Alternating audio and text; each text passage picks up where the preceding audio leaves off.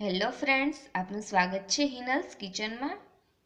આજે આપણે મગની દાળ બનાવીશું। તો એમના માટે મેં અહીંયા મગની દાળ લીધેલી છે। તેમને આપણે 4 થી 5 કલાક માટે પાણીમાં પલાળી દઈશું। તો આ દાળને મેં 3 થી 4 કલાક માટે પલાળી લીધેલી છે। હવે આપણે આમનું જે પાણી છે તે કાઢી લઈશું। મેં આમનું પાણી વધારાનું હતું તે કાઢી લીધેલું છે।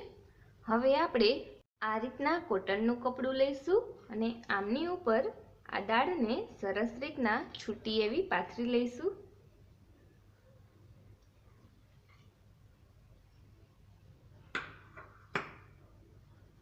અને આમને આપણે 1 થી 2 કલાક માટે ડ્રાય થવા માટે રાખીશું।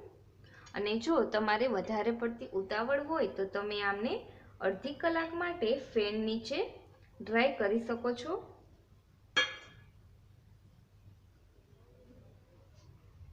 તો આમને 2 કલાક માટે ડ્રાય કરવા માટે રાખીશું। હવે આપણી આ દાળ છે તે સરસ રીતના ડ્રાય થઈ ગઈ છે। આપણે આમને તળી લઈશું। હવે આપણું આ તેલ છે તે ગરમ થઈ ગયું છે। તેમાં આપણે આ રીતના ગરણી રાખી અને 1 ચમચી જેટલી જ દાળ છે તે એડ કરીશું અને આમને ફ્રાય કરી લઈશું આ રીતના।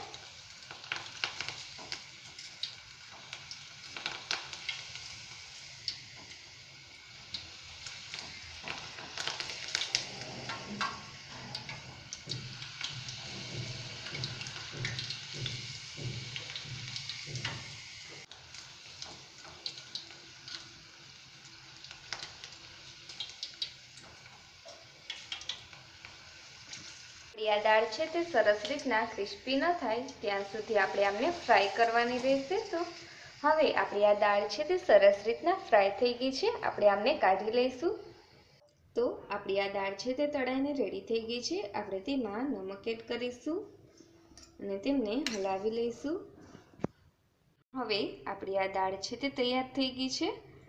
તમને આ વિડીયો પસંદ આવ્યો હોય તો લાઈક કરો, શેર કરો અને અમારી ચેનલને સબસ્ક્રાઈબ કરો।